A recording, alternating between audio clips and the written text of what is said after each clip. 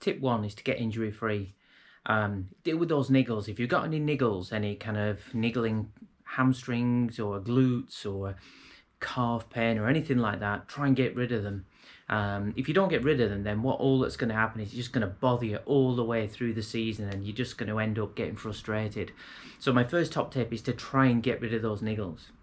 One of the best ways you can do it, certainly for running, would be to have a really good dynamic set of warm-up exercises. So you're really activating the right muscles, which will give you good posture throughout your running, and also mean that you're less likely to get injured because you're using the muscles you're supposed to for running.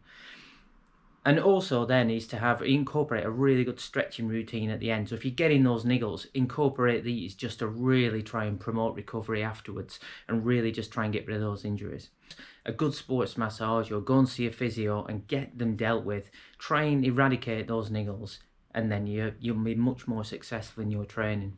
So my second top tip is to get some consistency in your training. The best way to get consistency in your training is to have a mixture of easy and hard workouts.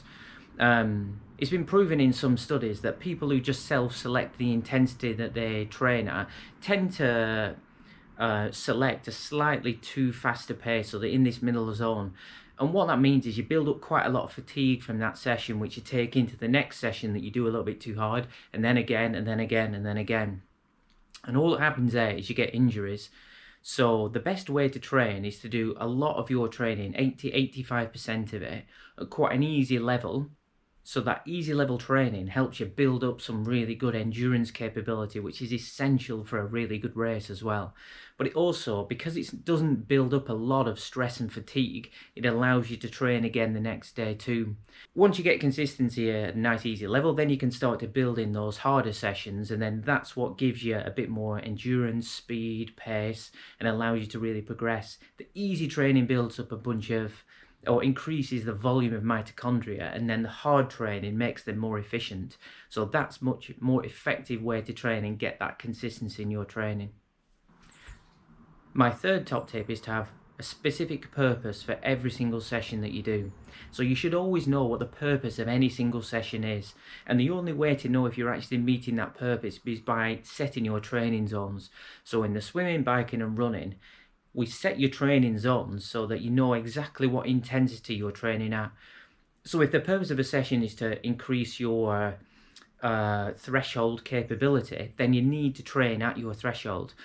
We call this training, and the reason why we call it training is you train your body to get more efficient at a particular intensity, and you only do that by training at or near to that intensity.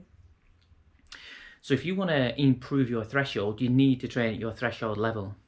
If you want to improve your VO2 max level, you need to train at your VO2 max. And the only way you're going to know where those are is by setting your training zones. There's a way that we can do some time trial sessions and set your training zones, which are really quite accurate and will help you to really progress in your training. My fourth top tip is to plan your season into phases. I normally start with a prep phase, and that's just getting the consistency in your training that I mentioned before. So week in, week out, a rough schedule that you can there or thereabouts stick to. So it could be a swim on a Monday, a run on a Tuesday, a bike on a Wednesday. But most weeks you would stick to roughly that schedule. So it allows you to plan within your current work-life balance. Again, start off, keep all those sessions nice, easy paced, and just make sure you get that time slots booked into your life week in, week out. No one's going to do it perfectly, but the more you can stick to that schedule, the more consistency you're going to have. So the second phase is general conditioning, and what we do here is we just generally build your fitness over time at a rate that your body will allow you to progress. And what I mean by that is that if you go too sharp too fast and you try and go too hard too quickly, you'll get injured, and that's your body's way of telling you that that's too fast for you. So what you have to do is build the general fitness up over time, up to your event, and there's other phases we'll go through in a second. But just generally build your fitness at a level your body allows you to, just so you can get fitter and fitter and stronger and fitter in the lead up to the event. The third phase is specific trainings or specific conditioning. And what we started doing here is we look at the specific conditions of the race and how we make sure that you're training towards that event. So it could be sessions at your race intensity, so you get to know how that feels, and also that you could maintain that within a race, so you're confident that that is a pace that you can race at and continue with. If it's a hilly race, then we start to introduce some hill sessions.